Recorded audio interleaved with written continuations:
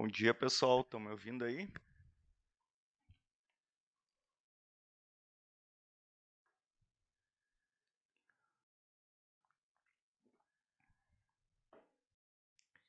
Show de bola. Tava arrumando minha webcam, por isso eu demorei um pouquinho, tá, pessoal? Então, na última aula, nós tivemos aula de LP, né? Então, deixa eu colocar aqui. A última aula foi aula de LP e a gente aprendeu o método dos assessores e modificadores, né? O que são esses métodos? Eles são mais conhecidos como métodos get e set, né? E eles servem para a gente conseguir modificar valores dentro dos atributos da classe ou simplesmente pegar valores dentro desses atributos, né? Por que a gente não acessa diretamente os atributos? Porque a gente viu na aula que existe um conceito que é o encapsulamento dentro da orientação a objetos, que ele recomenda que sejam utilizados aqueles modificadores de acesso, né? O público, o protegido, o privado e sem nenhum modificador de acesso também modifica a visibilidade de um atributo ou de uma classe, né? Foi basicamente isso que a gente viu na última aula sobre os modificadores de acesso e sobre os métodos get e set. Inclusive eu vou alterar aqui o nome da aula, porque eu esqueci de colocar a questão dos modificadores de acesso.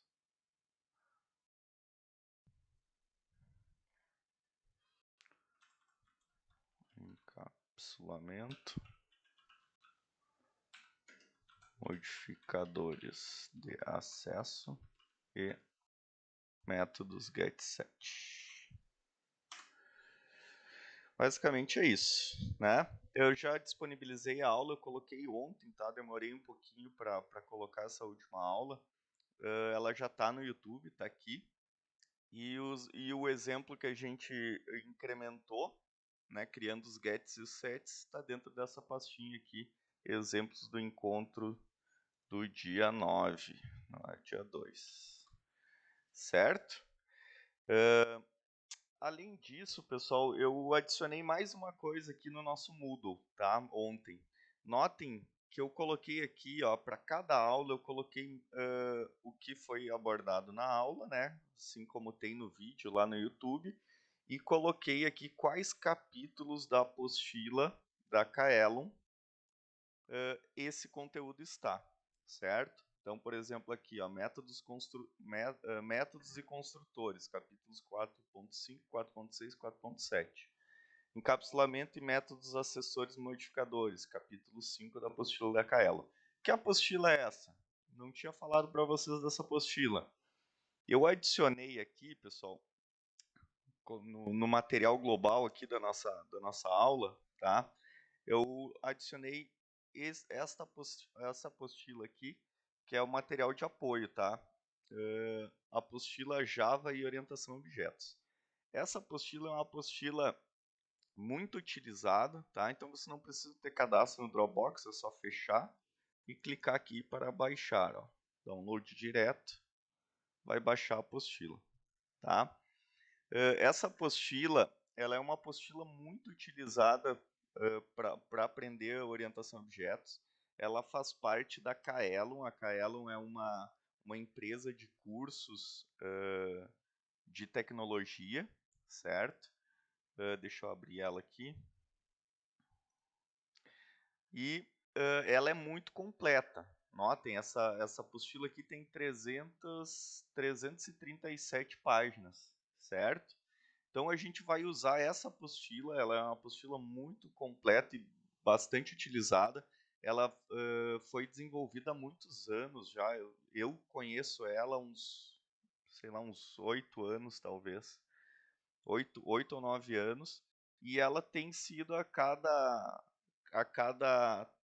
tempo ela é dada uma reformulada, incorporado mais conteúdo aqui, melhorado alguns exemplos, etc. Então ela é um bom material para quem quiser se guiar aí para aprender orientação a objetos, tá, pessoal? Então, além dos nossos slides, das nossas aulas, dos nossos exemplos, este é o material que a gente vai utilizar para aprender um pouquinho mais sobre Java e sobre orientação a objetos, certo?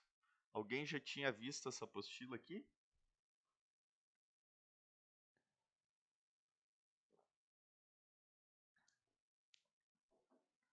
Não, ninguém? Então essa apostila é muito boa, tá, pessoal? Ela faz parte de um curso da Kaelon que é gratuito, na verdade.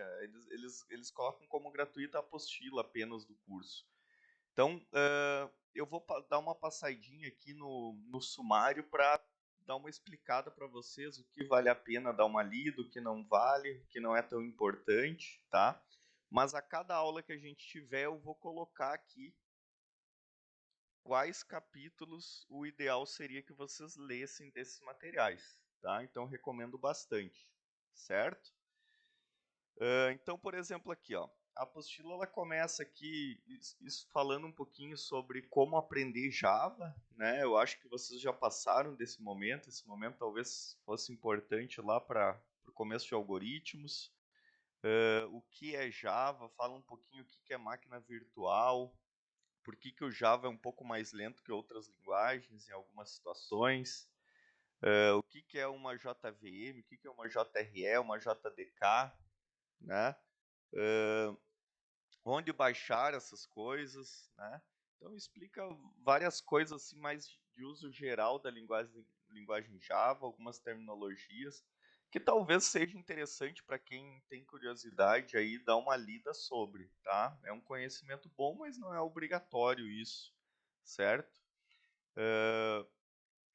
Então, no capítulo 3, ele traz uma mais o conteúdo de revisão do ano passado, que vocês aprenderam algoritmos e Java, né?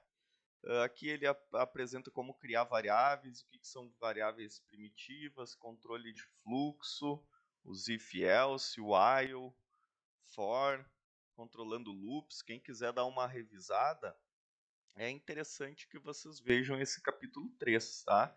Sempre existe algum conteúdo que às vezes o professor não passou, ou, ou porque não achava que era interessante passar naquele momento, mas que existe e quando a gente lê uma apostila assim, a gente consegue incorporar coisas ao conhecimento que a gente já tem, certo? Então talvez vocês encontrem aqui coisas que não foram faladas em alguma aula, seja de algoritmos ou de LP, tá? Por isso é importante dar uma lida. Então aqui ele fala sobre while, for, controlando loops, escopo das variáveis, né, onde elas são declaradas dentro do código, um bloco dentro do outro e assim por diante. Tem exercício de fixação, então recomendo para vocês exercitarem e utilizar também a apostila. Então o capítulo 3 ele é de revisão, certo? No capítulo 4, ele começa o conteúdo que a gente vê em LP1, certo? Que é a orientação a objetos. Então ele começa com algo muito parecido com o que a gente viu na nossa primeira aula de LP1, né? Explicando um pouco os paradigmas, o que é o paradigma orientado a objetos, o que era o paradigma procedural que vocês utilizavam em algoritmos, qual que é a diferença entre uma classe e um objeto, métodos com retorno, sem retorno.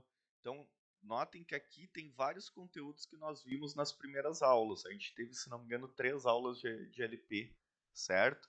Então, aqui, ó, uma classe criando um objeto, métodos com retorno, objetos são acessados por referência, né? Como chamar esses atributos, esses objetos. Esse método aqui a gente não viu ainda, tá? Não acho interessante apresentar até o momento, certo? Vou apresentar isso daqui mais para frente.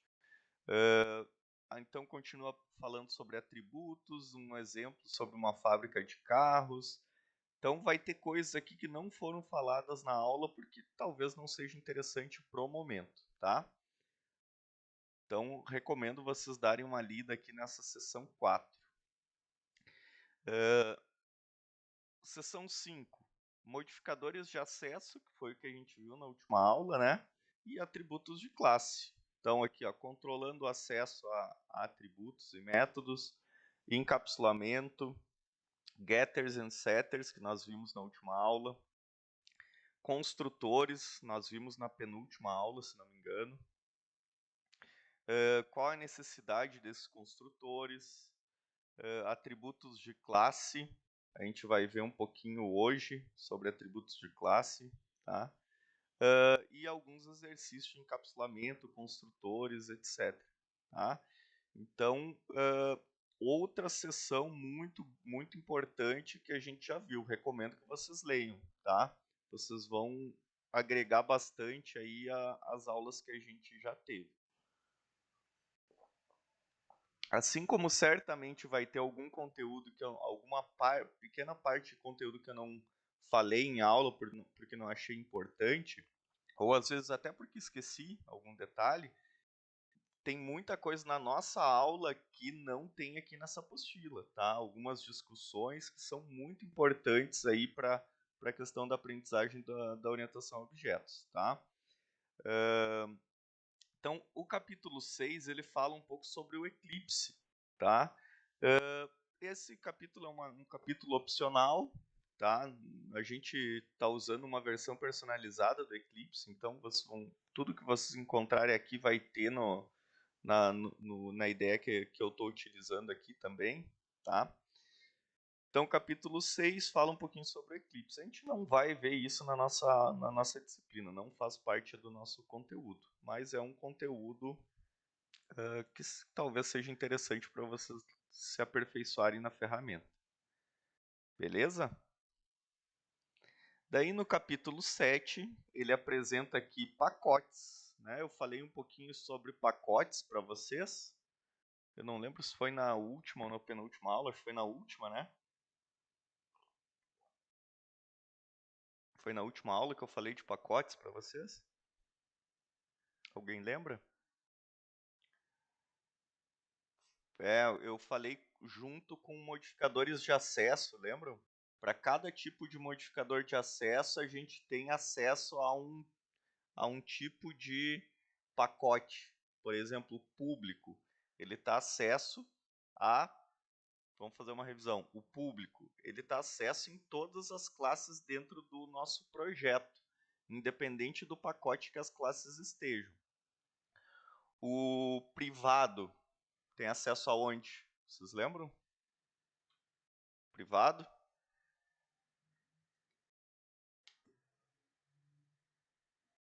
Fazer essa revisão. Privado, se a gente declara um atributo como privado, a gente tem acesso a ele aonde? Apenas dentro da própria classe. Lembram? Fora da classe a gente não consegue acessar esse atributo. E sem nenhum modificador de acesso, não colocar nem público, nem privado, nem protegido. Qual é o acesso dele, vocês lembram? Alguém lembra? Deixa eu ir abrindo aqui o Spring.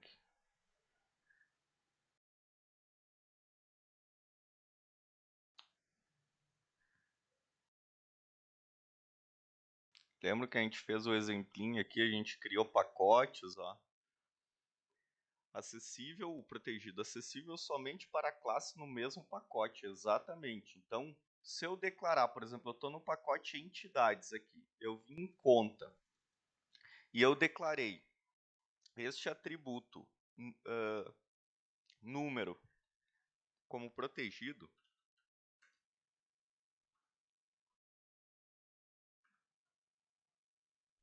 só um pouquinho que eu estou cheio de coisa aqui na frente.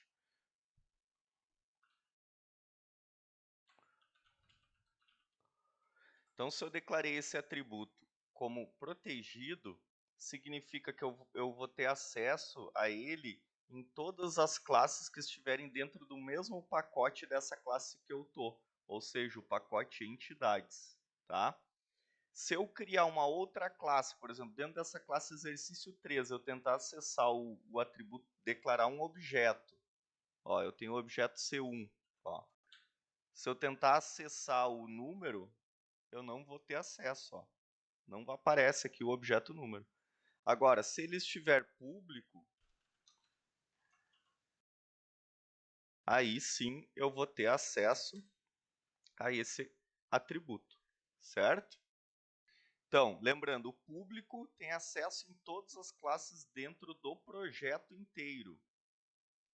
O protegido é em todas as classes que estejam dentro do mesmo pacote da minha classe.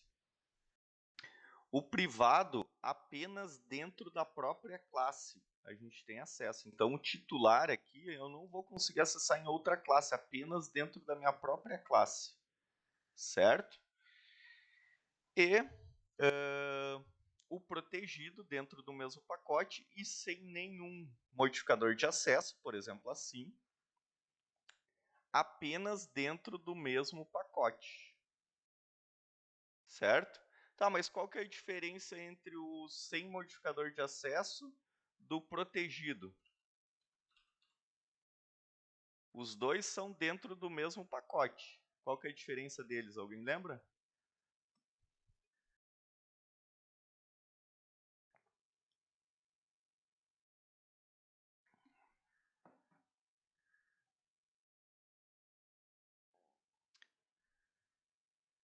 Essa pergunta é difícil. Qual que é a diferença entre o protegido e sem modificador de acesso?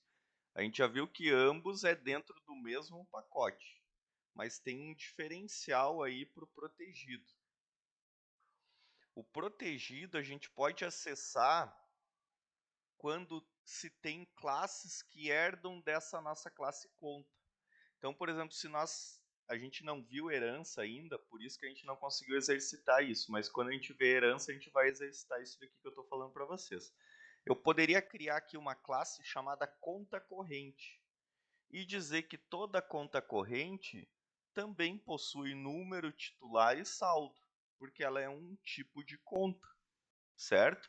Na conta corrente, eu não precisaria declarar novamente o número, novamente o titular, novamente o saldo. Eu poderia simplesmente fazer uma herança entre essas classes, dizer que a conta corrente herda de herança. Aí, todos os atributos que forem protegidos na classe conta, eu vou ter acesso na minha classe conta corrente. Deu para entender um pouquinho?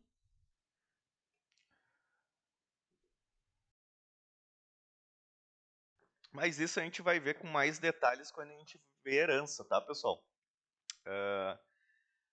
Então, por enquanto, vocês precisam saber que o privado é dentro da classe, o público é em todas as classes do projeto, o protegido é em todas as classes dentro do mesmo pacote e em classes que herdam dela, tá? Classes filhas a gente chama, quando a classe herda da classe que a gente está. E sem modificador de acesso é apenas dentro do pacote. Nem classes filhas conseguem acessar esse atributo aqui, certo? Então vimos uma pequena revisão aí desses modificadores de acesso.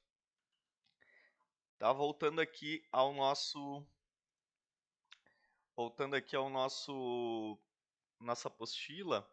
Então aqui, ó, na seção 7, ele fala um pouquinho sobre classes e bibliotecas, né? Como organizar essas classes, os importes, criar diretórios, etc. É interessante ler esse capítulo, tá? Como leitura complementar. Ele fala sobre pacotes aqui dentro dessa organização das classes. No capítulo 8 é algo que a gente não vai ver aqui na disciplina, tá? Tem como gerar JavaDoc a partir de comentários e anotações que a gente coloca em cima das classes, dos atributos. Talvez eu apresente isso para vocês, eu vou ver ainda, tá? O Lourenço, se não me engano, apresentou, mas bem brevemente. O jar a gente não viu como gerar o jar, né, através do Eclipse. É um capítulo interessante também de se ler, tá? Capítulo 9. Esse capítulo 9 faz parte do conteúdo da nossa disciplina, é um dos conteúdos mais importantes aí sobre orientação a objetos, que falam sobre herança, reescrita, polimorfismo, tá? Capítulo 10, a mesma coisa, classes abstratas, conteúdo muito importante de orientação a objetos e é muito utilizado aí em Android, em várias bibliotecas que vocês vão aprender futuramente em LP3, certo?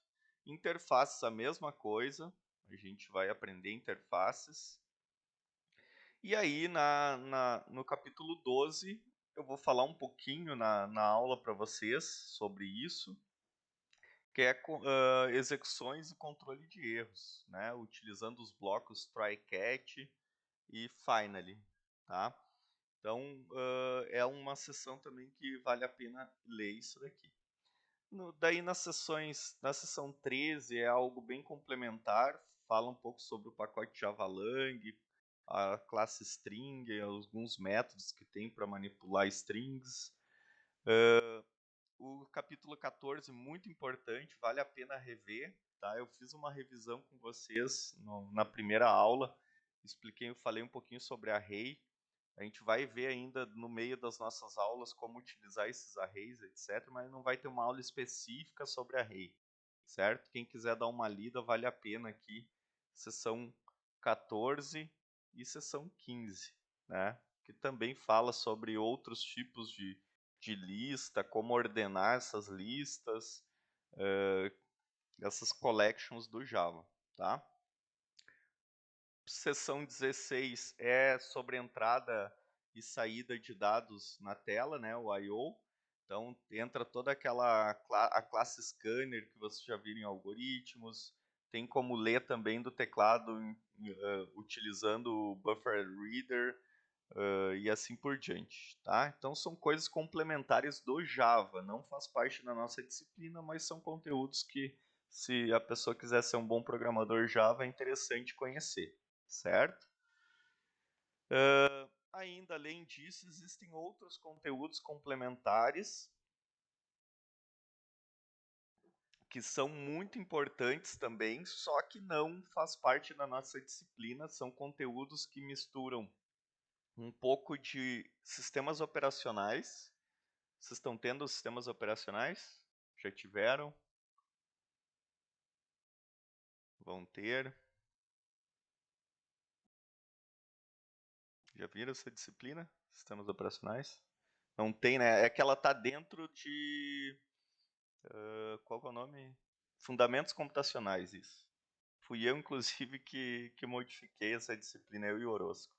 Tá? Que eu não lembrava que a turma de vocês já tinha pego essa modificação. Tá? Então, vocês têm sistemas operacionais e, se não me engano, arquitetura dentro de uma disciplina só, que é fundamentos computacionais. Dentro desses de fundamentos computacionais, talvez tenha um conteúdo, não lembro da ementa, que fala um pouco sobre threads, programação concorrente, né? E em redes vocês vão aprender um pouquinho sobre sockets, certo? São conteúdos mais gerais de computação e que aqui nessa apostila eles aplicam, ensinam a utilizar esses conteúdos em Java. Como criar uma thread, como criar programação concorrente, como criar um socket, tá?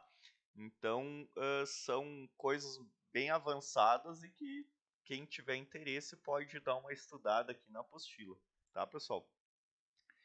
Então, basicamente, thread é a gente criar um novo fluxo que vai rodando ao mesmo tempo do nosso programa, tá? Sendo bem sucinto assim na explicação. E a gente pode criar isso com uma classe que tem no Java, que é a classe thread. Então eu consigo executar duas linhas duas sequências de código ao mesmo tempo no processador do computador, criando uma thread. Ele não vai executar só uma sequência, né? Pode criar mais de 2 ainda, várias, quantas a gente quiser aqui, certo? Sockets tem mais a ver com comunicação entre sistemas, então a gente consegue criar um cliente, um servidor, fazer uma comunicação, digamos, quero fazer um jogo multiplayer, e daí eu quero que nesse jogo um usuário se conecte com outro em uma sala. Por exemplo, o CS é assim, vários jogos multiplayer são assim, né? A gente precisa estabelecer comunicação entre os jogadores, e uma das formas de fazer essa comunicação é utilizando sockets, tá? É uma tecnologia muito antiga, tá? Uma das primeiras formas de comunicação aí entre os sistemas. Existe um protocolo específico para isso, e até hoje ela é utilizada, e as tecnologias mais atuais de comunicação embaixo dos panos utilizam sockets, tá? Então é só uma camada em cima do socket para estabelecer essas comunicações, certo? Aqui tem como, quem quiser fazer aqui tem um exemplo de fazer um chat entre 2 usuários utilizando sockets em Java, beleza? Então, o capítulo 20 também,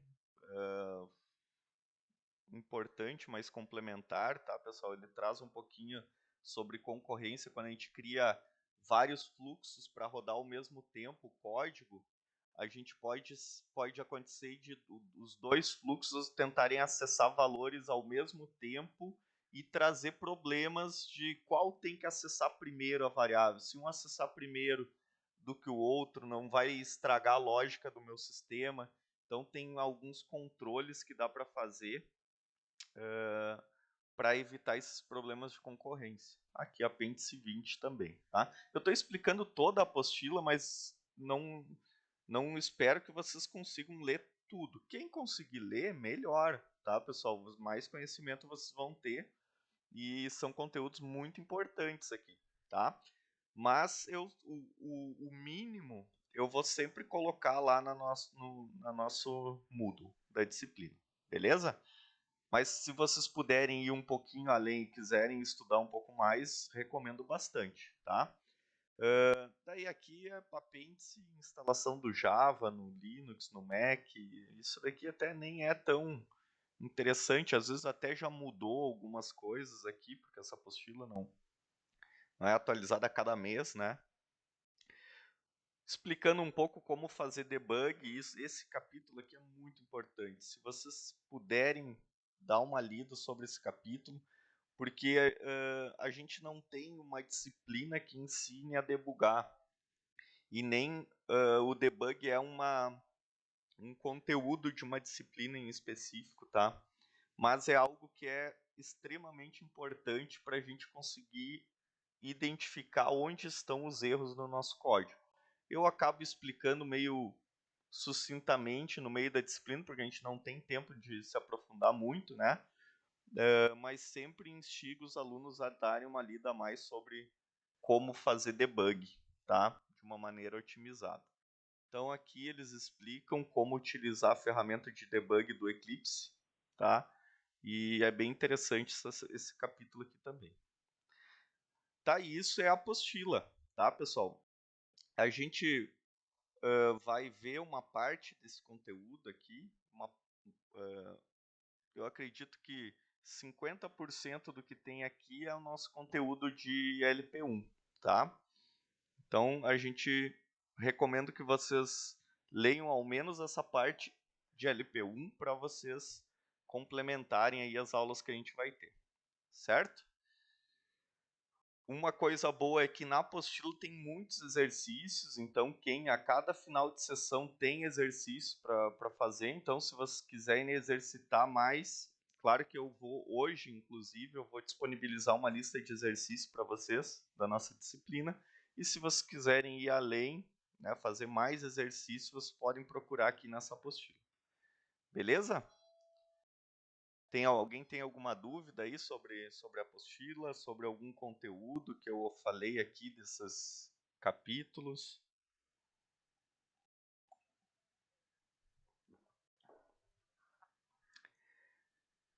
Não? Ninguém? Show de bola. Então tá, a apostila tá aqui para vocês, tá, pessoal? Só acessar e a cada aula eu vou colocando aqui qual capítulo vocês lerem. Eu já coloquei nas aulas passadas, do dia 23, revisão de Java, capítulo 3, depois introdução à orientação a objetos, capítulo 4, métodos e construtores, capítulo 4.5, 4.6, 4.7. Da nossa última aula, encapsulamento e métodos acessórios modificadores, capítulo 5. E agora, nessa aula, a gente vai... Até estava planejado para a gente ver banco de dados, mas eu vou dar mais uma aula de LP para conseguir chegar num conteúdo que vocês consigam fazer bastante variedade de exercício e fixar bem esse conteúdo que a gente já viu, tá?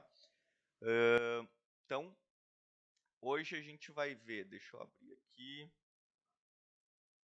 A gente vai fazer uma revisãozinha sobre o que a gente já viu, tá? Vai ver um pouquinho sobre sobrecarga, atributos e métodos de classe, não é atributos e métodos da classe, tá? É de classe. Vou explicar, eu não gosto dessa terminologia, mas é uma terminologia que é utilizada na área, mas o Lourenço até colocou aqui, eu acho um pouco confuso, tá? Vou explicar para vocês o que é isso. Então aqui, a gente viu até agora, vamos vir aqui para os nossos exemplos, tá? A gente viu até agora que, primeira coisa, a orientação a objetos, ela a base dela são as classes, que são estruturas para a gente representar algo do mundo real, certo? Lembrando que a gente pode também representar algo do mundo abstrato. Eu posso criar uma classe aqui chamada sentimento, né? Ou algo que não é concreto efetivamente, tá? Mas faz parte do nosso mundo real, tá? Mesmo que não seja algo concreto, pode ser algo abstrato. Então as classes são entidades que a gente pode criar para representar algo. Essa é a primeira coisa. Então elas são formas, modelos de coisas que a gente pode depois replicar, recriar vários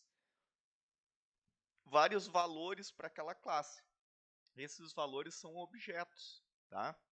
Então aqui, por exemplo, eu estou definindo uma classe conta que possui número, titular e saldo. E eu, com essa classe conta, eu estou criando um tipo de dado e que depois eu posso criar quantos objetos conta eu quiser. Porque agora eu tenho um tipo de dado chamado conta. Como que eu crio esses objetos? Aqui, ó, nessa classe exercício 3, a gente criou aqui, ó, declaramos e instanciamos um objeto C1 que é do tipo conta. Certo? Deixa eu apagar essa linha. Então aqui a gente declarou e instanciou um objeto C1, né? A gente... O que é esse new? Esse new está instanciando o objeto C1. O que é instanciar? É alocar memória RAM para esse objeto.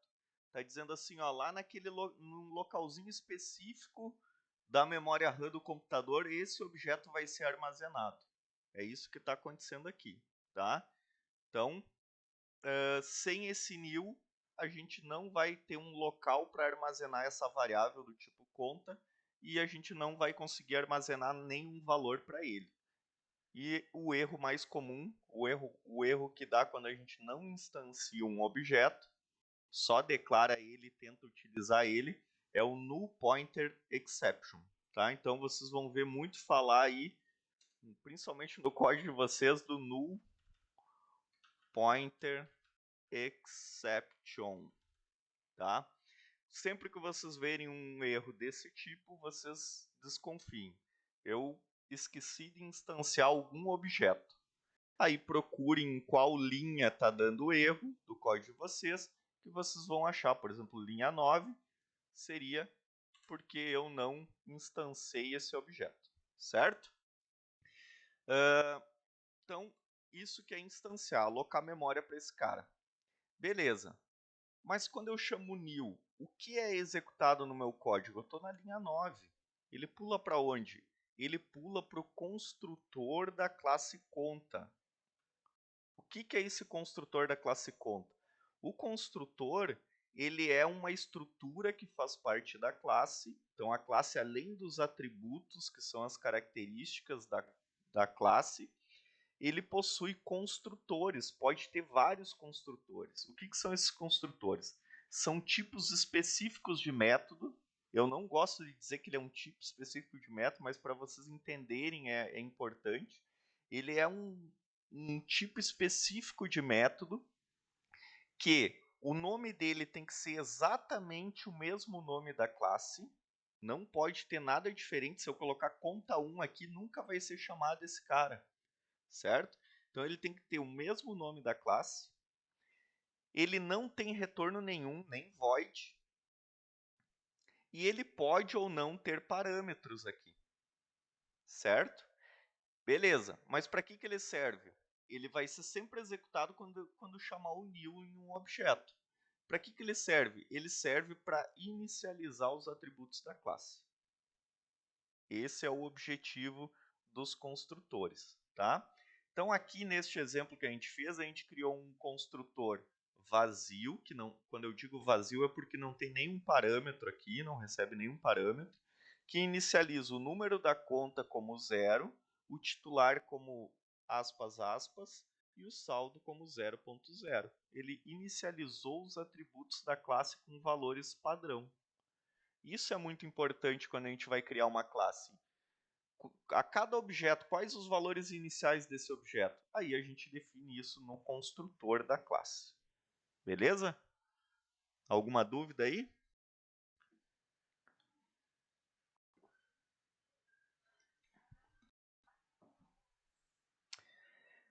Então, a gente viu que a gente pode ter mais de um construtor para a classe, certo? Neste caso aqui, a gente criou um construtor vazio e a gente criou um construtor com parâmetros aqui, tá? Esse construtor com parâmetros, a gente adicionou quais parâmetros a gente quer receber, ou seja, quais valores, quando for chamado esse construtor, o usuário vai ter que passar. E esses valores, eles são atribuídos para os atributos da classe conta. Ó, número vai receber o número que veio por parâmetro aqui dessa classe. O que é esse dis? Esse dis ele serve para referenciar algo que é atributo algo que é da classe, algo que tenha o escopo global aqui em cima, ou um método ou um atributo. Quando eu não uso, quando eu tenho duas, por que eu uso ele? Porque aqui neste caso, dentro do construtor deste construtor, eu tenho duas variáveis com o mesmo nome. Uma que foi declarada como atributo global aqui, e outra que foi declarada como parâmetro da classe. Notem que é o mesmo nome. Então eu tenho que, de alguma maneira, conseguir diferenciar essas variáveis. Então, para a variável global, eu chamo this, ponto, o nome da variável. Eu estou referenciando a global. Tá? Já quando eu não passo nada, ele vai pegar a local. Tá? Então, isso a gente está criando dois construtores. Tá? Eu não lembro se eu falei isso para vocês, tá? A gente aprendeu a criar dois construtores, eu poderia criar um terceiro construtor. Eu poderia criar um terceiro, um quarto, um quinto construtor. Mas o que eu tenho que mudar neles? Eu poderia criar um outro construtor com os mesmos parâmetros desse daqui? O que você acha?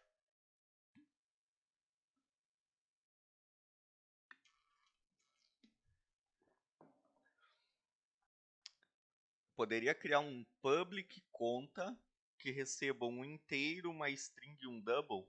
Um outro aqui? O que você acha? Public conta, um int A, uma string B e um double C. Olha o que aconteceu aqui. Deu erro. Por quê? Pensem, quando a gente for tentar usar esse construtor, como que o Java vai saber, ó, quando a gente passa um inteiro, uma string e um double, como que o Java vai saber qual dos dois construtores ele tem que chamar? Ele não tem como saber. Então, a gente nunca pode ter dois construtores com a mesma sequência de parâmetros, certo?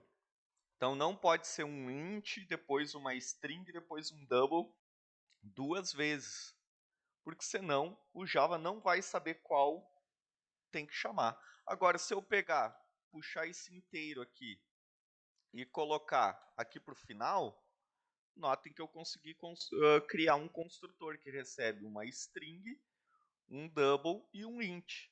Porque o outro que eu tenho recebe primeiro um int, depois uma string, depois um double. Certo? Estou criando um terceiro construtor. Claro que aqui não faz muito sentido eu criar esse construtor, mas é para mostrar para vocês que para a gente criar um novo construtor, a cada construtor que a gente não pode ter a mesma sequência de parâmetros de algum que já existe. Como assim? É o nome das variáveis? Não, não é o nome das variáveis. É a sequência de tipos que se espera receber aqui dentro dos parâmetros. Certo? Entenderam? Isso é algo que eu não tinha falado na aula que eu falei sobre construtores, que é importante falar para vocês. Tá, e como que se chama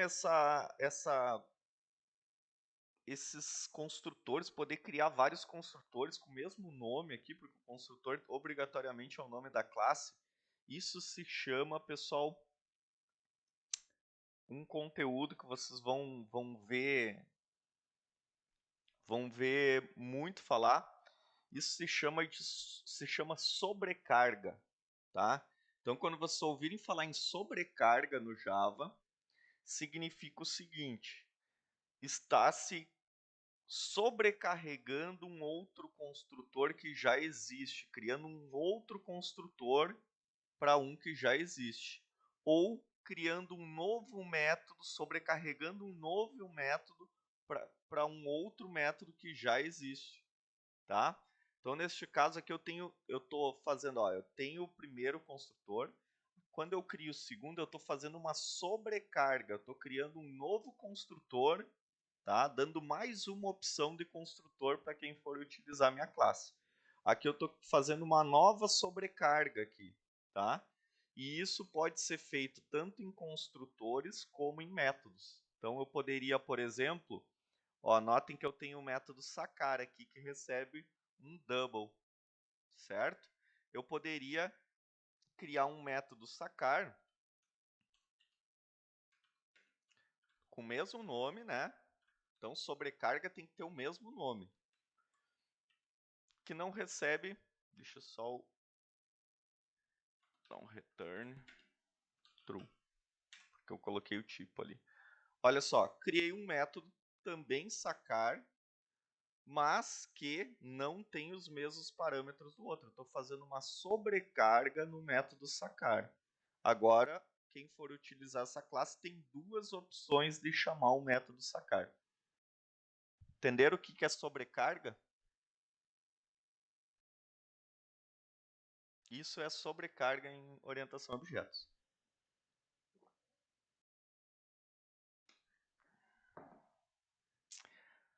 Estão interagindo muito pouco. Nas outras aulas estavam interagindo mais. Tá chata a aula? Daí eu tento modificar um pouco a forma aqui.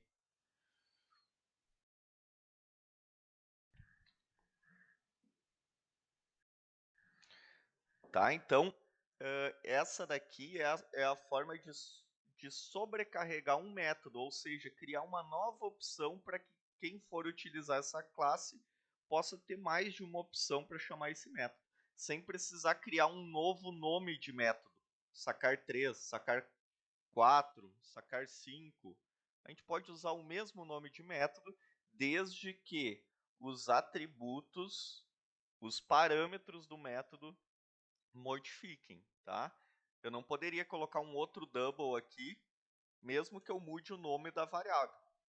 Vai dar erro, certo? Tá? Então, isso é sobrecarga. Beleza. Por que eu estou fazendo revisões aqui, pessoal, bem aprofundadas a cada aula, pessoal? Porque esse conteúdo inicial de orientação a objetos é muito importante que vocês tenham muito domínio, muito domínio. Não pode acontecer de chegar lá no quarto ano e a pessoa e o aluno não ter conhecimento sobre essa parte básica de orientação a objetos. Porque aí vocês vão ter muita esse aluno, se tiver dificuldade nessa parte básica de orientação a objetos, vai ter muita dificuldade em conseguir aprender os conteúdos lá do quarto ano, que é de LP3 e de Android, tá? Porque tudo lá utiliza esses recursos. Então é por isso que nessa parte mais básica de orientação a objetos eu estou fazendo revisão. A cada aula eu estou fazendo revisão, tentando trazer para vocês, trazendo vocês a revisão das aulas que a gente já viu, tá? O que mais? Então a gente viu aqui os construtores. Isso daqui é uma sobrecarga. Vou colocar aqui, ó, sobrecarga do construtor. Eu vou colocar nesse de cima aqui porque não faz muito sentido a gente ter esse terceiro construtor aqui, tá? Em geral, a gente sempre tem nas classes, no pacote de entidades que a gente representa as entidades do sistema, a gente sempre tem os atributos, né? Um construtor vazio, ao menos isso, um construtor vazio e um construtor que recebe todos os atributos da classe como parâmetro, tá? Então notem, ó, se eu tenho o número aqui, eu vou receber o número. Eu tenho depois um titular, eu vou receber o titular e depois eu tenho saldo. Se eu tivesse um quarto atributo na conta, eu teria um quarto parâmetro aqui e daí faria os valores que vierem como parâmetro atribuir para os atributos aqui da classe. Beleza? Então, isso aí que a gente viu até o momento. Além disso, a gente viu essa questão aqui do encapsulamento. É sempre recomendado que os atributos da classe sejam privados e que a gente possa acessar esses atributos e modificar esses atributos através de métodos get e métodos set. O get serve para retornar o valor daquele atributo. Notem aqui, ó, get número, ele retorna um inteiro e dá um return no número. O get titular, a mesma coisa. Retorna uma string e retorna o titular. O saldo também retorna um double e retorna o atributo saldo, tá? É através desses métodos que as classes, os objetos que quiserem pegar os valores desses atributos, vão utilizar para pegar esses valores. E o set é para a gente poder modificar o valor lá do atributo, já que a gente não tem acesso direto ao atributo mais, porque eles estão como privados, a gente vai, através dos objetos, chamar esses métodos para setar o valor. E daí a gente passa esses valores como parâmetro e manda esse parâmetro, que chegou aqui, atribuir para o atributo da classe. Beleza? Então, isso são os métodos get e set. Aqui, eu coloquei comentário. Servem para permitir pegar os valores do atributo da classe. Sets servem para permitir a atribuição de valores aos atributos da classe. Beleza? Então, toda classe tem que ter os atributos privados, em geral. Algumas situações específicas que não precisa. E para cada atributo privado, tem que ter um método get e um método set para esse atributo. Beleza? Então tá. Fizemos uma revisão sobre todo o conteúdo que a gente viu até agora, basicamente. Claro, sem as discussões mais aprofundadas aí, tá? O que a gente vai ver na aula hoje? Ó? Hoje a gente vai... Como eu estou me guiando pelo material do Lourenço, algumas coisas eu já mencionei para vocês. Então, sobrecarga eu já expliquei para vocês o que é sobrecarga, tá? Porque eu achei interessante explicar sobrecarga quando a gente viu construtores, tá? Então, aqui o Lourenço vai falar sobre sobrecarga e vai falar sobre um conteúdo novo que é atributos e métodos de classe. Então, vamos seguir aqui a aula, vamos dar uma olhada. Aprofundar os conceitos sobre sobrecarga, além de aprender a criar e usar atributos e métodos de classe. Então ele faz a revisão aqui, tá? Então essa revisão a gente já fez. Isso daqui é importante eu não mencionei para vocês, é importante a gente aprender aqui nessa aula também. Ó. Objetos como parâmetros, tá? A gente viu como criar,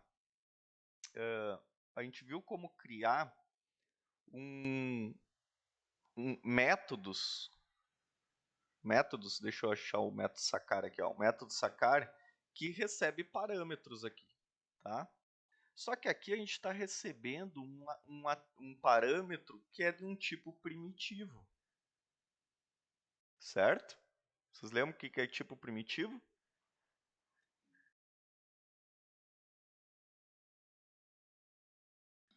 É quando o tipo começa com letra minúscula aqui, ó. Significa que são os primeiros tipos que surgiram na linguagem Java. O double, o int, o long, minúsculo, float, minúsculo, e assim por diante, tá? São tipos primitivos. Mas a gente também pode ter como parâmetros objetos de tipos que a gente criou, né? Objetos de classe, tá?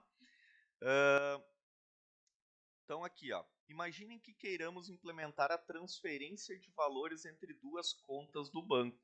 Ó, nesse mesmo exemplo que a gente está fazendo. Quando estamos acessando o nosso home banking, estamos dentro da nossa conta e devemos informar os dados da transferência para a qual a conta vamos transferir e a quantia a ser transferida. Ou seja, eu estou dentro da minha conta, eu quero transferir um valor para outra conta, para a conta de outro usuário. Tá? Então, basicamente, a gente precisa fazer o seguinte método. Olha só. Criar um método que retorna verdadeiro ou falso se conseguiu transferir ou não. O nome do método transferir para. Notem que daí a gente pode receber um atributo, um parâmetro, que é a conta destino.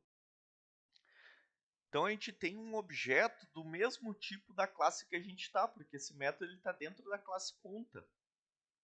Conseguiram entender? Isso é possível fazer, tá? E ele recebe também o valor que a gente quer transferir. Então ele fez aqui, ó, declarou um boolean, retirou, porque para transferir a gente tem que primeiro tentar sacar o dinheiro para ver se a gente tem saldo, né? Foi o que ele fez, ó, ele chamou o sacar, o método sacar, que está aqui dentro da nossa classe conta, o valor, e esse sacar retorna verdadeiro ou falso. Esse verdadeiro ou falso está sendo atribuído para o retirou, e daí ele faz um if nesse retirou. Ó. Se o retirou for falso, ou seja, ele não conseguiu sacar, a gente retorna falso, não conseguiu transferir. Se não, se ele conseguiu sacar, a gente tem que transferir o valor. Transferir para quem? Para essa conta destino aqui. Ó. Como que a gente faz isso? Destino.depositar e o valor. Tá? Eu não sei se a gente chegou a criar um método depositar, deixa eu ver aqui. Não. Ó, a gente criou os atributos, os construtores, um método sacar. Eu vou criar primeiro um método depositar. O que é um método depositar? Eu vou criar ele como público. Void, porque depositar não tem restrição caso, né, não existe limite para receber dinheiro na conta. Vou chamar de depositar, tá? O que é o depositar? Vocês vão ver que o depositar é a mesma coisa que o set saldo. Não, o set saldo não, porque o set saldo ele seta todo o saldo, né? Aqui o depositar a gente vai ter que fazer um double valor e a gente vai fazer o nosso saldo receber o saldo mais o valor. Então, a gente está incrementando um valor no saldo da nossa conta, tá? Isso daqui a gente poderia, obviamente, sei que vocês aprenderam isso, fazer da seguinte forma, né? Saldo mais igual valor. É a mesma coisa, tá? Então, é a mesma coisa as duas linhas. Beleza? Então, este é o nosso método depositar. Agora, vamos implementar esse método transferir aqui para testar essa questão aqui do destino, tá? De receber parâmetros de tipos de objeto, né? Parâmetros de objeto. Então, vou criar aqui um public boolean transferir para, certo? E a gente vai receber aqui uma conta destino, que é a conta que a gente quer transferir, e um double valor, certo? Por que está dando erro neste método aqui? Por que você acha que está dando erro?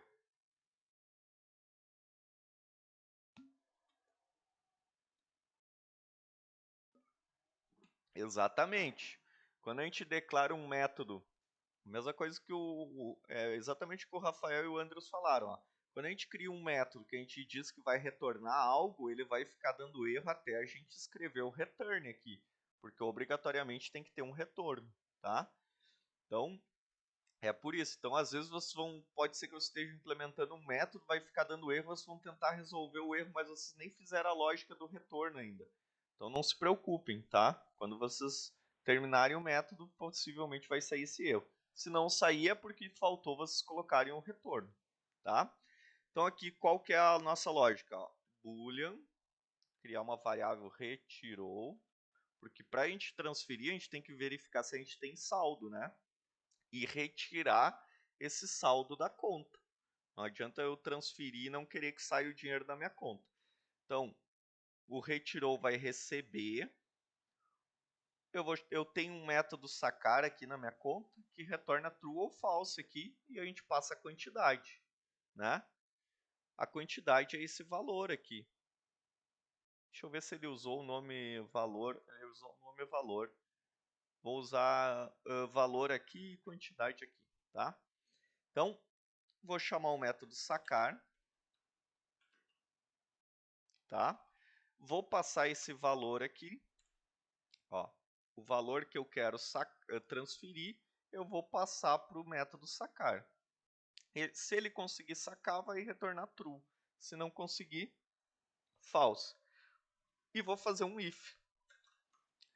Se conseguiu retirar, se ele conseguiu retirar, o que significa? Eu vou fazer exatamente igual o slide aqui para não ficar diferente, tá, pessoal? A gente não precisaria colocar o igual aqui. Poderia só colocar se retirou, ele vai já verificar se é true ou false, tá? Vou fazer igual para não ficar diferente o exemplo. Se o retirou for igual a false, significa que ele não conseguiu, não tem saldo suficiente. Né? E a gente vai retornar false aqui, beleza? Se não, ou seja, se ele conseguiu sacar, a gente tem que transferir. Conseguiu sacar. Então, temos que transferir para a conta destino, tá? Como que a gente faz isso? Usa esse objeto aqui. Então, destino, ponto. O que a gente tem que fazer? Temos que depositar o valor na conta destino. A gente tem esse método depositar aqui, ó. Destino.depositar valor. Então, a gente vai depositar esse valor nessa conta. e retornar, né? Retornar true, conseguiu. Este é o nosso método aí de... este é o nosso método de transferência, tá? Beleza. Então, a gente consegue receber como parâmetro dos métodos objetos de tipos que a gente criou ou de tipos que já existem no Java, tipo a string, tipo date, vários outros tipos que já vem com o Java, tá? Então aqui, ó, olha o teste que... Como funciona, o Guilherme perguntou ali, como funciona essa parte do boolean comparar? Tu diz como eu ia implementar aqui sem o igual igual?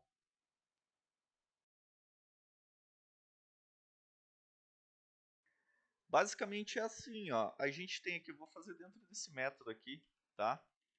Ó, vou fazer esse mesmo if aqui. Ó, vou copiar e colar, tá? E vou fazer sem o igual igual, tá? Basicamente o if aqui, o que o if espera receber aqui dentro de todo esse resultado dessa comparação? Me respondam. Vão refletir. O que esse if ele espera receber como resultado de toda a comparação? Um boolean, né? Verdadeiro ou falso. Aqui a gente está utilizando um operador de comparação que compara isso com isso e retorna verdadeiro ou falso. Ele verifica se o que está desse lado é igual ao que está desse lado e retorna true ou false. Pro if usar como decisão. Entenderam?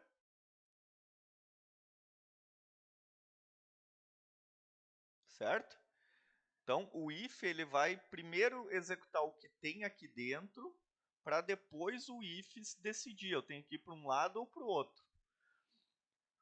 Eu poderia, se eu tenho já uma variável retirou, que já tem verdadeiro ou falso, se eu consigo retirar, se eu consigo fazer a transferência ou não, eu poderia apenas colocar essa variável, porque ela é um booleano. Ó. Se retirou, eu já estou passando o valor booleano aqui. Se o retirou for true, a gente só tem que inverter aqui, ó, né? Ó, já vou explicar para vocês. Deixa eu só arrumar aqui. Ó, basicamente a gente tem isso daqui, tá?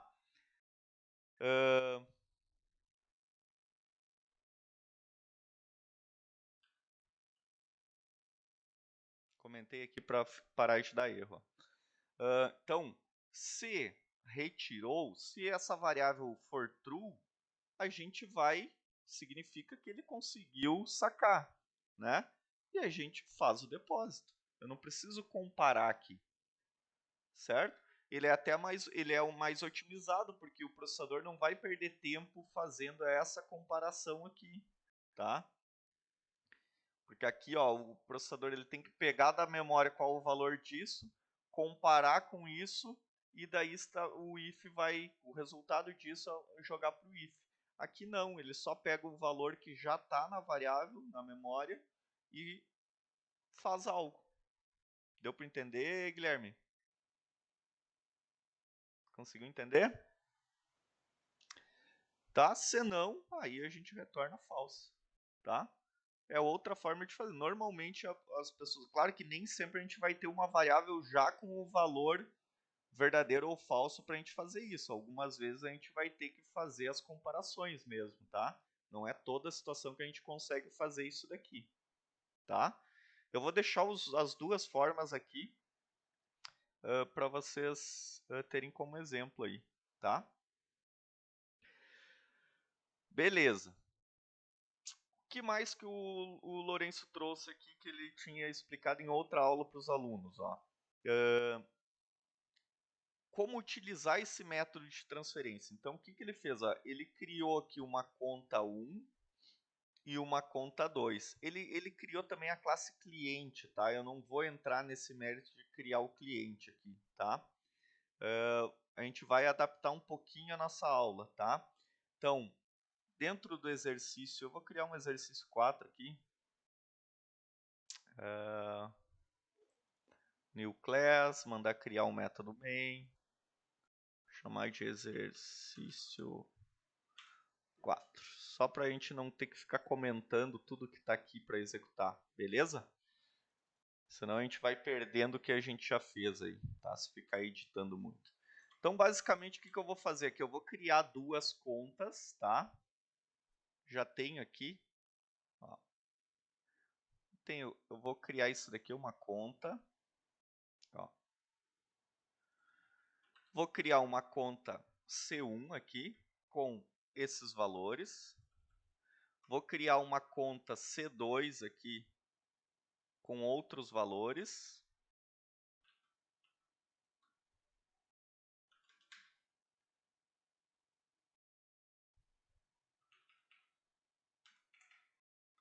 Tá? Então, tem a conta 1, a conta 2. Com este número de conta, o nome, o titular é Rodrigo, saldo 300. A conta 2, com este número de conta, o titular é Rosana e tem R$1.000 na conta 2. Agora, vamos tentar fazer o que o Lourenço fez aqui. Ó. Ele vai tentar fazer uma transferência do objeto C1 para o objeto C2. Tá? E o retorno desse método, ele retorna true ou false, o nosso método transferência. Ó. Ele retorna true ou false. Né? O retorno desse método vai ser usado como resultado do if, e se for verdadeiro, ele vai exibir a transferência realizada com sucesso. Certo? Então, vamos tentar fazer isso daí. Ó. Vou fazer um if e já chamar a transferência aqui. Tá? C1, eu quero fazer do C1, quero transferir para C2. Tá? Qual o valor? Vou tentar transferir R$200. Entenderam o que vai acontecer aqui? Dentro do próprio if eu estou chamando o método, e o retorno desse método vai ser usado depois para a decisão do if, se ele vai entrar aqui ou se ele não vai entrar aqui. Tá?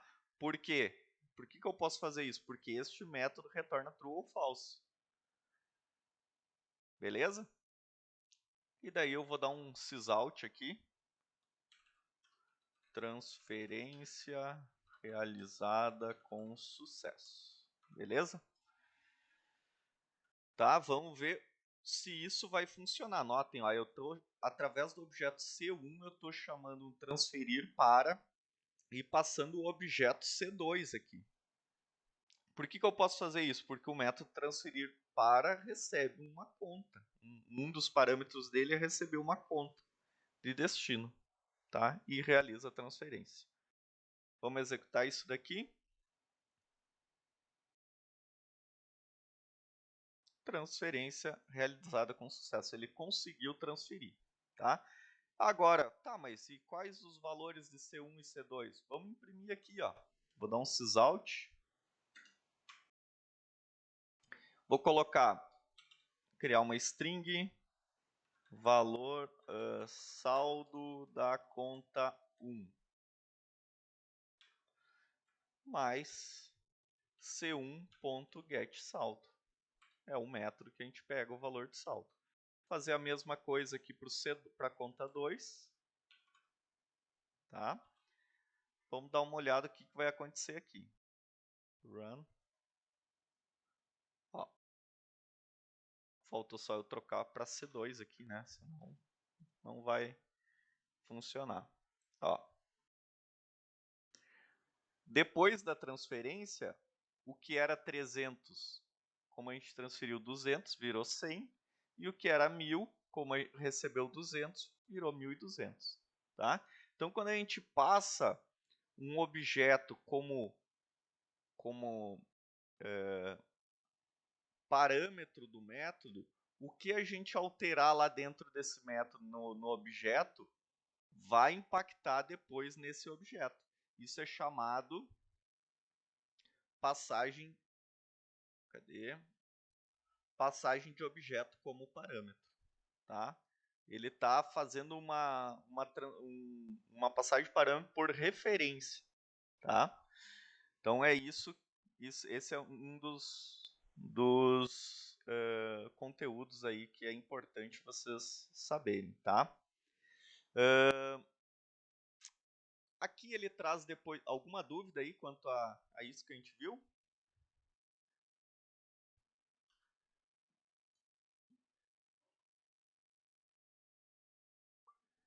Beleza. Se tiverem alguma dúvida é só chamar, tá, pessoal? Se for algo além desse conteúdo também, só interromper aí que a gente troca uma ideia, tá? Aqui o Lourenço ele traz usando o método toString, tá? Eu gostaria de apresentar esse método mais para frente, tá? Porque para vocês entenderem bem o que é feito aqui, vocês precisam aprender sobre escrita. E para aprender sobre escrita, vocês têm que entender herança. Então fica meio complicado ensinar. A gente não vai conseguir ensinar totalmente o sobre escrita, que é o que acontece aqui no toString, sem o aluno entender o que é uma herança, tá? Então, por isso eu vou deixar para explicar o toString na aula que a gente aprender herança, beleza? Aprender herança e sobrescrita, tá? Então, vamos passar aqui a sobrecarga de construtores. Já vimos isso daqui na aula retrasada, tá? Então, basicamente, é a gente poder sobrecarregar construtores ou métodos, tá? Poder ter dois construtores com o mesmo nome, obviamente, porque o construtor é sempre o nome da classe, porém com sequência de parâmetros diferentes, tá? Sem parâmetros, com parâmetros. A mesma coisa para métodos. Poderia ter outro método sacar com o mesmo nome, desde que a sequência de parâmetros não seja a mesma deste daqui. Não posso ter dois métodos sacar que recebem um double. Teria que ser ou um float, ou um double e algum outro parâmetro, certo? Isso é sobrecarga, tá? Quando a gente aprender herança, a gente vai ver que além da sobrecarga existe a sobrescrita. A gente pode sobrescrever um método em uma classe filha, tá? Mas para isso você precisa saber o que é herança, o que é classe filha, classe pai. Então não vou entrar nesse mérito. Quem está começando a aprender orientação a objetos tem muita dificuldade em diferenciar o que é uma sobrecarga de uma sobrescrita, porque o nome das palavras são parecidas, tá? Preciso que vocês sempre que leiam sobrecarga, pensar o seguinte, a gente já tem um método ou já tem um construtor e a gente está sobrecarregando ele, criando um novo método para que os objetos possam escolher entre quais métodos eles vão querer utilizar. Mais uma opção, tá? Isso é sobrecarga. Então aqui também ele faz aqui a utilização desses métodos, ó, chamando new cliente, passando vários atributos, vários valores, duas strings na verdade. Qual dos dois ele chama? A gente tem um construtor que recebe uma, duas, três strings e outra que recebe duas strings. Quando a gente está passando dois valores string, ele vai chamar este construtor que espera receber duas strings. Certo? Já vimos isso daí. Aí vem a questão de atributos de classe. tá? É um nome que eu não gosto de utilizar, mas é um nome que vocês vão encontrar em materiais. Eu pessoalmente acho confuso, tá? Até o momento, o que eu chamei aqui quando eu falava desses atributos aqui? Atributos da classe, né? São os atributos da classe. Esse é o nome que a gente dá para esses atributos. Certo? Só que esses atributos não são atributos de classe, tá? Este de aqui faz toda a diferença sobre o que a gente está falando, tá? Então aqui quando a gente fala os atributos da classe, são os atributos declarados globalmente aqui dentro da classe, tá? Aí, quando vocês ouvirem falar em atributos de classe, é o seguinte, ó. Quando precisarmos que um atributo seja compartilhado entre todos os objetos de uma classe, devemos criar um atributo de classe através da palavra-chave static. Tá? Vocês já viram já viram no Java essa palavra static quando a gente cria aqui o public static void main, certo? Agora a gente vai aprender o que é esse static, o que ele faz. Ele pode ser utilizado em atributos, pode ser utilizado também em métodos. Aqui a gente está utilizando ele no método main. Aqui a gente vai estar falando de utilizar ele para um atributo aqui, tá? Então, utilizando ele em um atributo da classe, esse atributo ele vira um atributo de classe. Tá, mas o que é isso? Tá? Então, ó, portanto, um atributo static passa a não ser mais um atributo de cada objeto, porque esses atributos aqui são atributos que estão na classe, mas os valores deles dependem do objeto. Ó, o valor que vai ser armazenado no titular aqui vai depender do valor que eu passar no objeto C1. Ó, Rodrigo, como eu tenho um objeto C1, esse Rodrigo está armazenado dentro do local em memória para esse objeto C1. O valor Rosana está armazenado lá na memória RAM do objeto C2. Então eu posso ter vários valores para cada objeto. Conseguiram entender? Isso sem o static. Conseguiram entender isso? Esse conteúdo é um pouco confuso, tá? Preciso que vocês prestem atenção. Então a gente criou dois objetos aqui e atribuiu para o titular do objeto C1 o valor Rodrigo, para o titular do objeto C2 o valor Rosana. Por quê? Porque a cada new que a gente executa para um objeto, a gente está alocando um novo local em memória. Lembra quando eu falo da memória? Por isso que é importante você lembrar da memória RAM. Aqui, isso daqui está armazenado em um local de memória e isso está armazenado em outro local de memória. São dois locais diferentes, distintos de memória. Em um eu estou armazenando no titular o valor Rodrigo, em outro Rosana. Beleza? Então, tudo isso para vocês entenderem. Esses valores, eles são armazenados de titular, eles são armazenados em locais em memória do objeto. Certo? Beleza, o que a gente está falando aqui quando a gente cria algo como estático? Tá? Significa que esse atributo, se eu declaro um atributo como estático, esse atributo ele não vai ser mais do objeto, um local em memória do objeto, ele vai ser um local em memória da classe. Ou seja, todos os objetos eles vão armazenar o mesmo valor, porque é um único local em memória. Conseguiram entender? Um pouco? Já vamos para o exemplo. Ou seja, ó, vamos imaginar que no nosso banco tivesse um limite de 1000 clientes. 1000 clientes é ruim. A gente nem criou o cliente.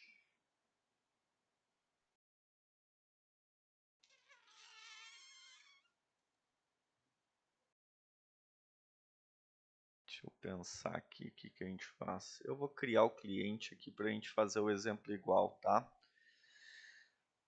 Vou criar a classe cliente aqui, tá? Ó, cliquei com o botão direito, New, Class, Cliente. Certo? Quais são os atributos de cliente? Vamos dar uma olhada aqui nos slides. Ó, o cliente tem nome, e-mail, CPF. Tem os construtores e os gets e os sets, tá? Então, ó, privado, por causa do encapsulamento. Tudo string, nome, e-mail, CPF. Nome. Uma string para o e-mail e outra para o CPF. E outra para o CPF. Certo? Não vou criar ainda o static. Aí, a gente tem que criar o construtor aqui, ó, um construtor para cliente vazio. Vou atribuir aqui para o nome aspas, aspas, como padrão. Para o e-mail e para o CPF também. Tá? São strings e-mail e CPF. E vou criar um construtor com parâmetros. Public, cliente. Vou receber a mesma sequência de atributos que estão declarados aqui. Ó. Uma string nome, uma string e-mail e uma string CPF. String nome, string e-mail, string CPF. Beleza? Agora a gente tem que fazer isso aqui ser atribuído para esse cara aqui. Então, this.nome recebe nome. This.email recebe e-mail. This.cpf recebe CPF. Beleza? Construtor padrão, com parâmetros criado. Agora a gente vai criar um get e um set para cada um desses atributos. Primeiro eu vou criar os gets e depois os sets. Gets e sets são sempre públicos. O get nome tem que retornar uma string. Get nome. Return nome. Vou fazer a mesma coisa para o get e-mail.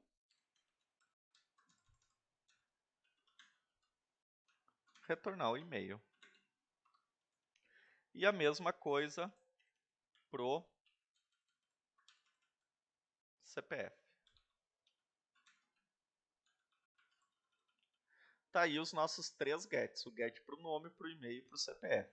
Agora eu vou fazer os sets para esses atributos. Tá? Público. O set ele não retorna nada. Set nome.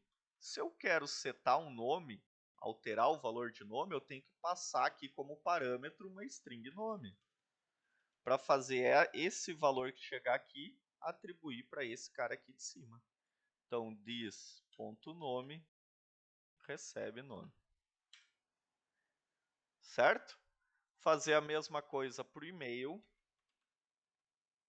e para o CPF.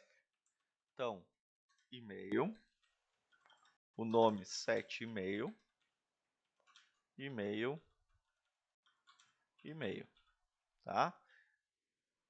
Opa, eu alterei o de cima. Deixa eu recortar aqui para a gente manter a ordem.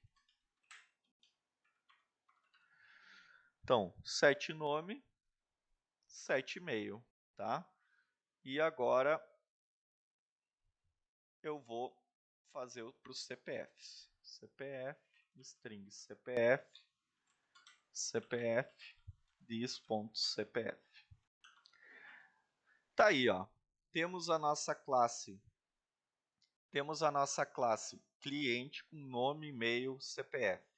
O cliente tem um construtor vazio, um construtor com parâmetros, um get para cada um dos atributos e um set para cada um dos atributos. É isso aí, tá? Beleza. Agora vamos para o exemplo que ele passa aqui, ó. Vamos imaginar que o nosso banco tivesse um limite de 1000 clientes, tá? 1000 clientes. Poderíamos criar um contador de número de clientes para fazer o controle, tá? Digamos que eu não pudesse passar de 1000 clientes, mas como que eu vou controlar isso, né? Então, a gente pode criar uma variável estática dentro da classe e o valor desse total de clientes, ele vai ser compartilhado independente do objeto que vai ser utilizado. Quando a gente diz que um atributo é estático, a gente está dizendo assim, ó, só vai existir um local em memória para armazenar esse valor aqui. Então, qualquer objeto que alterar esse atributo aqui, vai estar alterando no mesmo local de memória para esse atributo. Entenderam? Deu para entender ou não?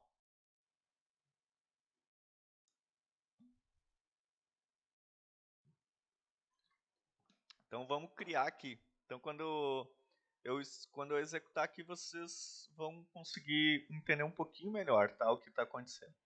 Então, vou criar um total de clientes como estático aqui, tá? Ó, ele declarou como privado.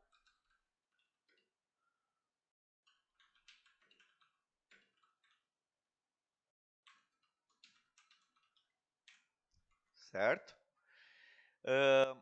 E a cada vez que é executado o construtor, o que ele faz? Ele faz esse cara incrementar, né? O total de clientes recebe ele mais um, tá?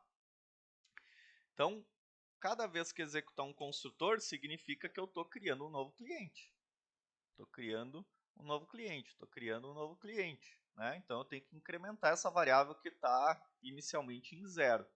Então, como que eu sei quando criou um novo cliente? Quando eu executo o construtor, algum dos construtores, né? Se eu executar 10 vezes esse construtor, é 10 clientes. Se eu executar mais 5 vezes esse daqui, é 10 mais 5, 15. Então, eu vou chamar aqui, ó, total de clientes, recebe total de clientes mais 1, tá? Isso daqui a gente poderia usar, fazer total de clientes mais igual 1, ou poderia, né, eu vou colocar comentado aqui, ou poderia fazer total de clientes mais aqui, tá? Também iria funcionar, tá? São 3 formas de fazer isso daqui, tá? Vou deixar as 3 formas aqui para vocês lembrarem que existem essas 3 formas. O mais utilizado é o total de clientes mais aqui, tá? Ele já vai incrementar 1 aqui, certo? Vou fazer isso daqui aqui também, tá? Vou deixar também com comentário para vocês lembrarem que isso daqui são sinônimos, tá? Fazem a mesma coisa. Beleza. Isso que ele fez aqui. Ó. Devemos agora, só que o que acontece? Ele acessou de forma diferente. Eu vou deixar para depois essa forma como ele acessou esse cara aqui, tá?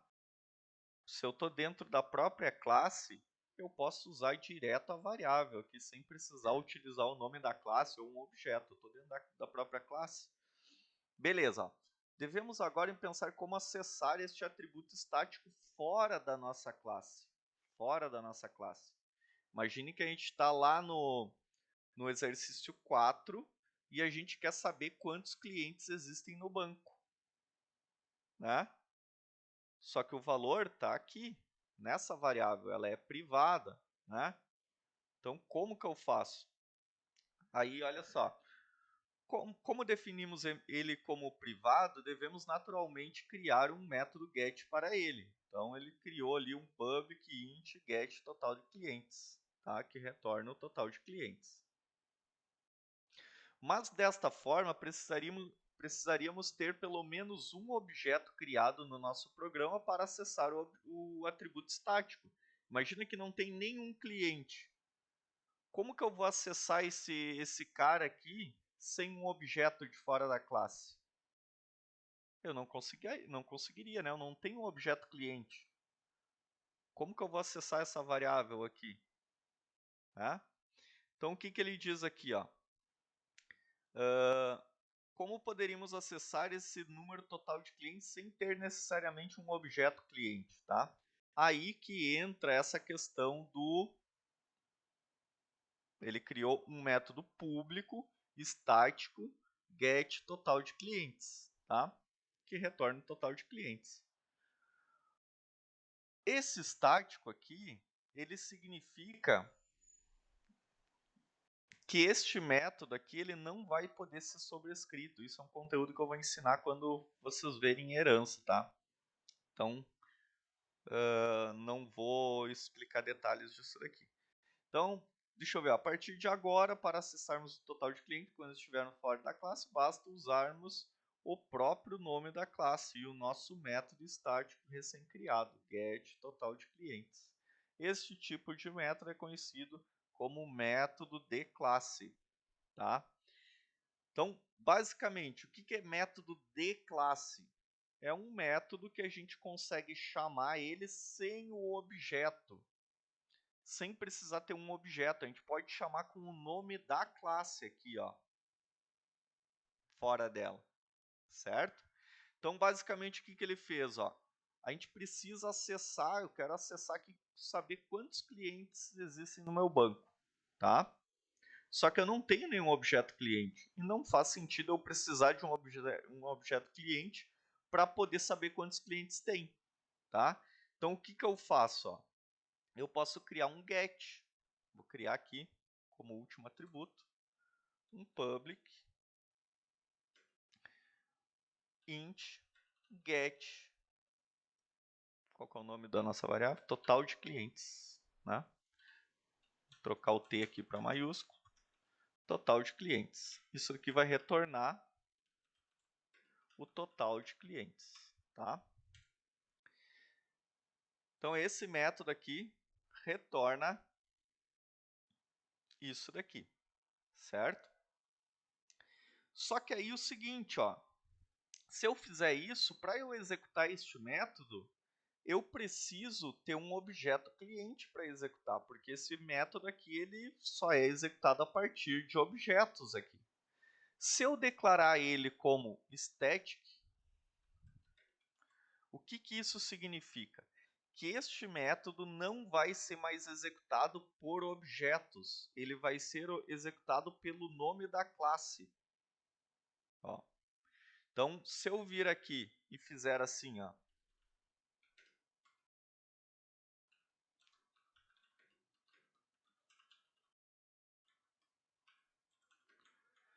eu posso colocar o nome da classe, ponto, e chamar o método. Conseguiram entender? Notem que eu não estou mais chamando o método a partir de um objeto, como é aqui na conta. Ó. Eu estou chamando o método a partir do nome da classe. Classe cliente. Entenderam?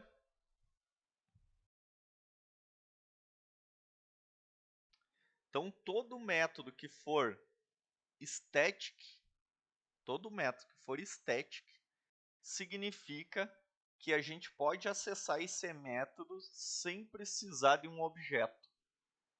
Tá? Posso acessar esse método sem eu precisar de um objeto. Como que eu acesso ele, então? Eu chamo o nome da classe que ele está, ponto, nome do método. Foi o que a gente fez aqui. Ó. Total de clientes, a classe cliente, ponto, get total de clientes. Vou executar isso daqui, vamos ver. Ó. Total de clientes, 0, porque a gente não deu nenhum new em cliente. Agora eu vou executar um new aqui em cliente. Ó. Cliente 1 recebe new cliente. Agora, criei um cliente aqui sem nenhum valor, mas a cada new que eu der, o que vai acontecer? Essa variável, que também é estática, vai armazenar ela mais 1, ou seja, vai incrementar. certo? Vamos executar aqui, vamos ver se agora ele vai pegar um aqui. Ó, run Java Application, total de clientes 1. Agora eu vou executar um outro new num cliente 2 aqui. Ó. Olha ali, ó, total de clientes 2. Vou executar um new num cliente 3.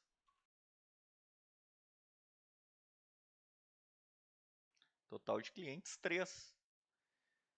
Então aqui eu preciso que vocês entendam duas coisas. A primeira é o que é um objeto dentro da classe declarado como estático. E a segunda, o que é um método dentro da classe declarado como estático. Tá?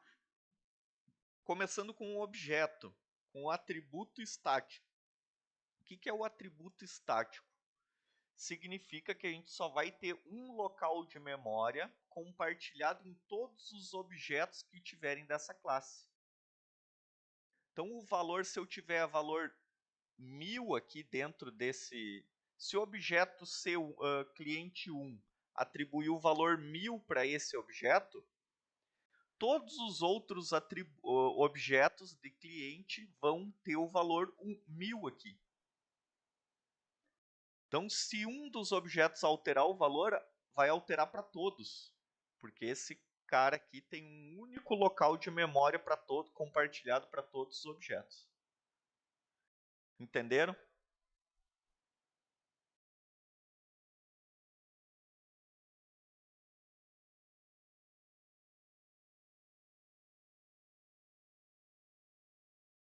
Sim? Isso é muito importante, pessoal. Quando vocês verem o static em um atributo da classe, pensem, tem um único local de memória para todos os objetos que forem criados dessa classe.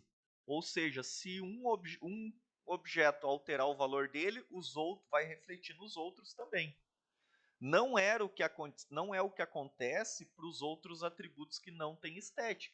Se eu tenho um cliente 1 e eu posso atribuir o nome Rodrigo.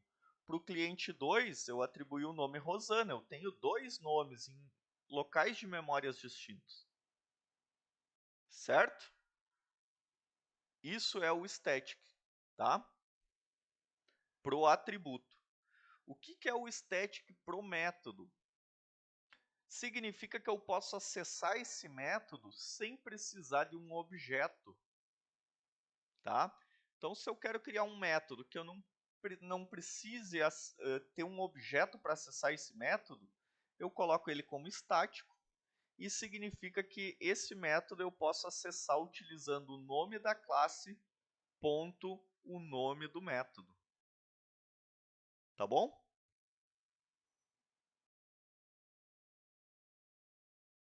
Entenderam?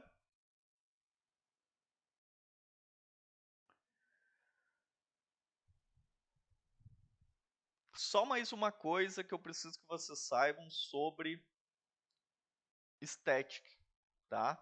As outras coisas que tem mais uns detalhezinhos eu vou ensinar quando eu ensinar a herança para vocês.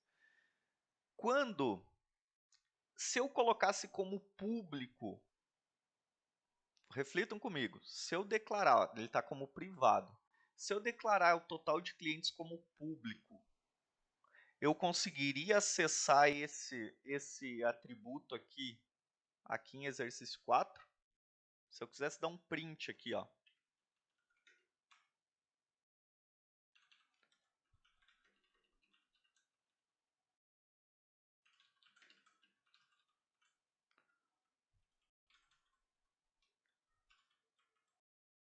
Se eu quisesse dar um print aqui, eu conseguiria acessar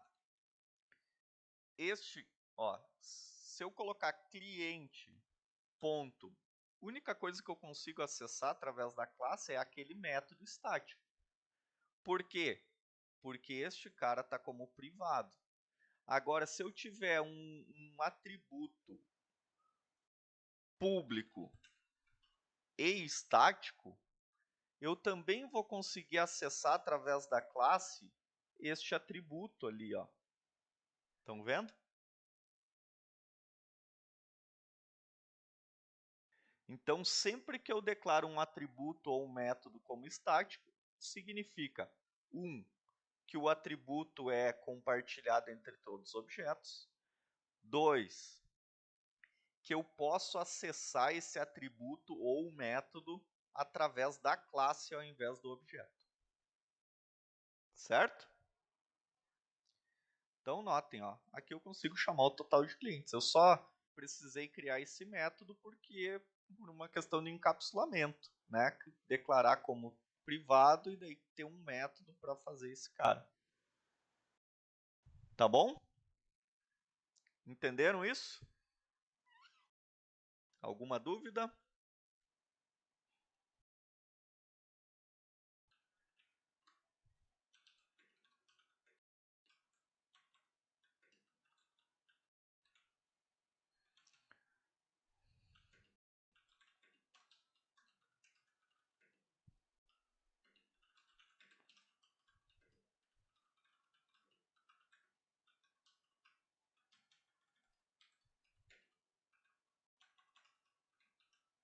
Então, coloquei aqui, ó, caso o total de clientes seja público e estático, podemos acessar diretamente pela classe. Tá? Deixei comentado aqui para vocês lembrarem aí do exemplo. O Rafael ali comentou, ó, Sor, o que acha de falar um pouco sobre o try-catch, tá? A gente tem pouco tempo para falar sobre o try-catch, que eu precisaria ter ao menos uns 20 minutos para falar um pouco sobre o try-catch. Na próxima aula eu vou falar sobre o try-catch para vocês, tá? Lembrando, tem lá na apostila o que é o try-catch, tá? Deixa eu ver aqui, ó. Try-catch. E daí que é essa parte de controle de erros e exceções, a gente pode criar os próprios erros também, tá? Isso daqui explica como. Eu vou falar sobre, a gente vai utilizar o try-catch futuramente quando a gente vê a comunicação entre o Java e o banco de dados, a gente vai ver que a gente precisa adicionar cláusulas de tratamento de exceção. Mas na próxima aula eu já vou explicar um pouquinho sobre try-catch para vocês. Tá? Na próxima aula de LP. Pode ser, Rafael? É um conteúdo que eu sempre passo para os alunos aí, não faz parte da nossa disciplina, da ementa, mas eu sempre passo porque é importante, tá? Deixa eu ver se tem mais alguma coisa aqui. Em 8 minutos eu consigo passar essa parte aqui, tá? Então a gente viu até agora que a gente consegue criar variáveis no Java. Quando a gente, na classe conta aqui, ou na classe cliente, a gente declara essas variáveis, esses atributos são variáveis da linguagem. O que é uma definição de variável? O que é variável? Parece óbvio.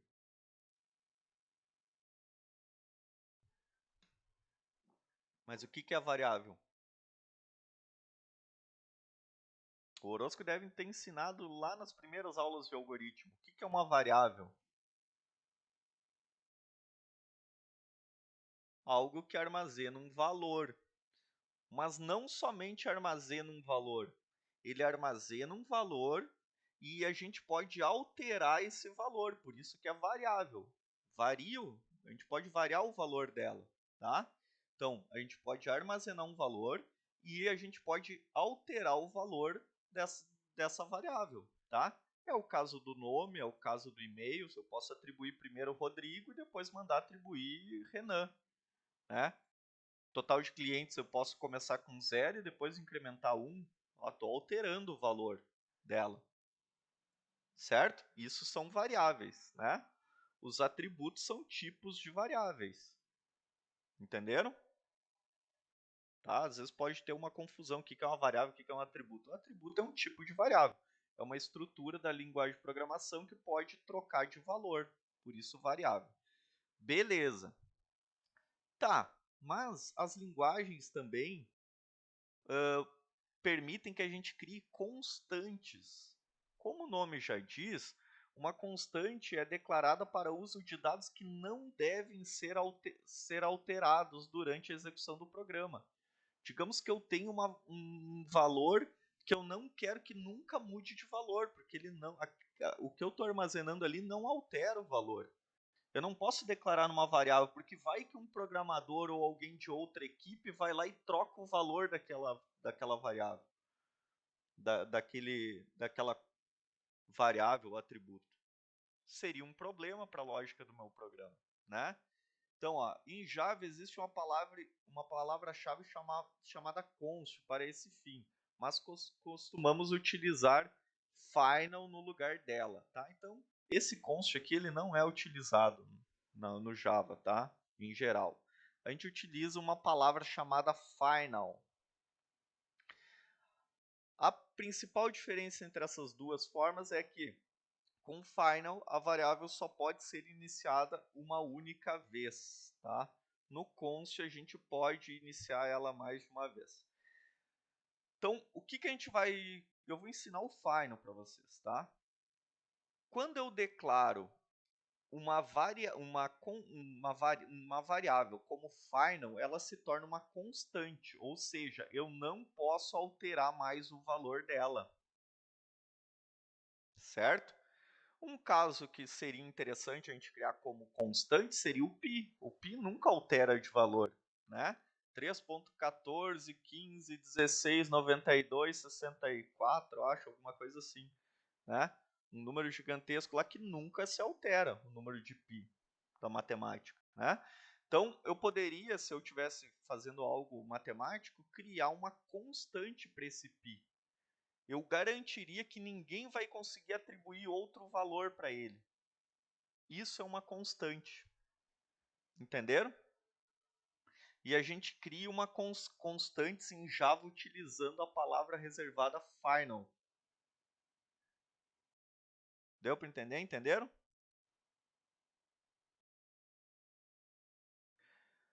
Tem mais um detalhe. Por convenção, tá? Isso é uma regra de sintaxe do Java.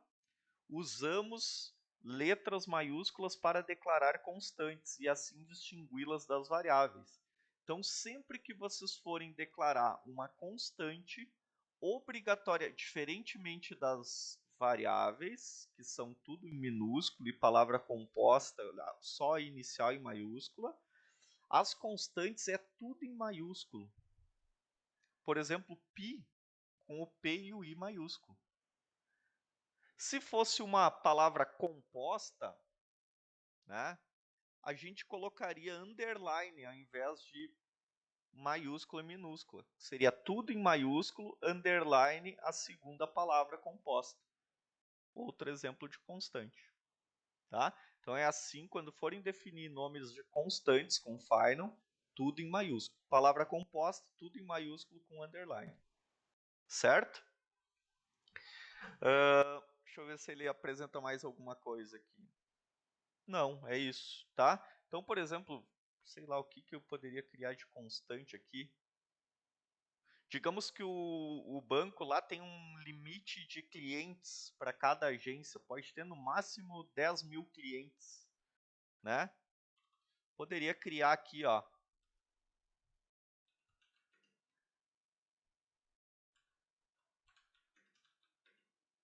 número máximo clientes,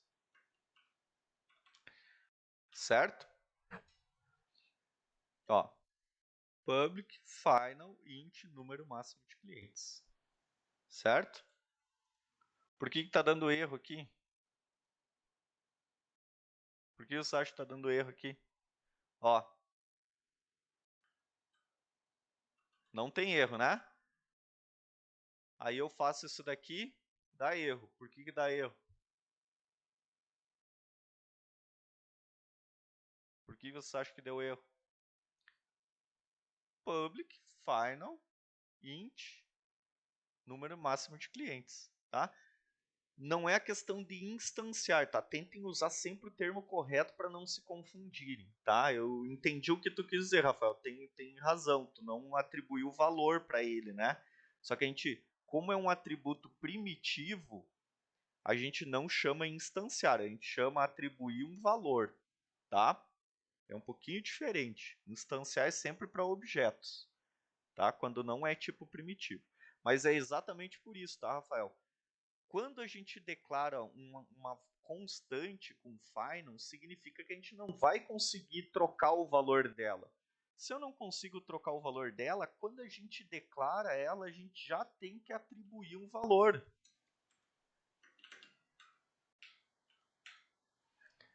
Ó, atribuir o valor já saiu o erro, tá? Então, para constantes declaradas com final, sem o const, a gente já tem que declarar o valor dela. Notem, se eu tentar aqui dentro do construtor colocar número máximo de clientes recebe 2.000, vai dar erro. Por quê? Porque isso daqui é uma constante. Eu não posso alterar o valor dela, não é uma variável. Entenderam o que é uma constante?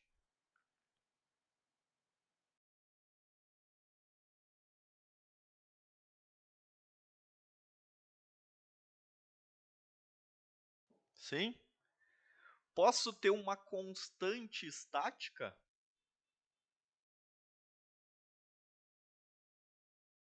Posso ou não posso?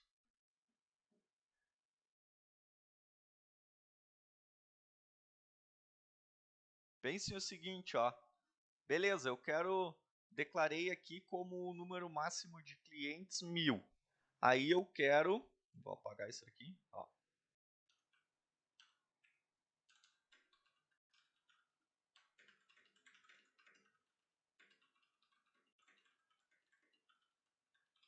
Tá?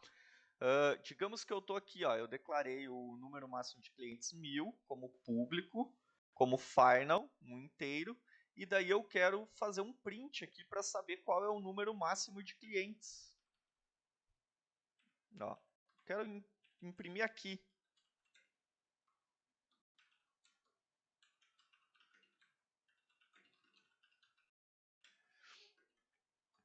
Como que eu chamaria aquele cara? Ele é público. Eu posso acessar essa constante de fora da classe.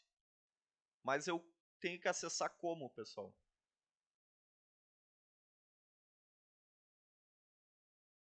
Como que eu acesso esse cara aqui? Aqui. Me ajudem. Estamos finalizando a aula, mais 5 minutinhos.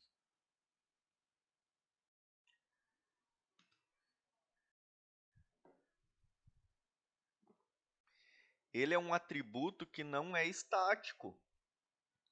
Então, para eu acessar esses atributos, apesar dele ser público, para eu acessar ele, eu preciso de um objeto. Então, eu tenho que ter um objeto declarado para eu acessar ele. Ó, aqui eu não vou conseguir acessar. Ó, se eu colocar cliente, a classe ponto, o número máximo de clientes, eu não consigo acessar. Porque ele não é estático. Então, eu não consigo acessar através da classe. Eu preciso de um objeto. Então, eu só conseguiria imprimir esse cara aqui. Aí eu usaria aqui cliente 1, por exemplo, ó, número máximo de clientes. Entenderam? Mas e se eu não tenho nenhum cliente no meu programa ainda? Como é que eu vou? E eu quero exibir o número máximo de clientes. Como é que eu vou fazer isso? Então, o ideal é que ele, além de final, eu consiga acessar essa constante através da classe, não através de objetos. Então, eu poderia colocar um public static final. O final está definindo que isso daqui é uma constante. E o static está definindo que essa constante pode ser acessada usando o nome da classe ao invés de objetos. Entenderam? Olha só. Agora eu não preciso mais chamar isso daqui. Antes de eu ter um cliente, eu consigo acessar isso daqui usando o nome da classe. Olha ali. Certo?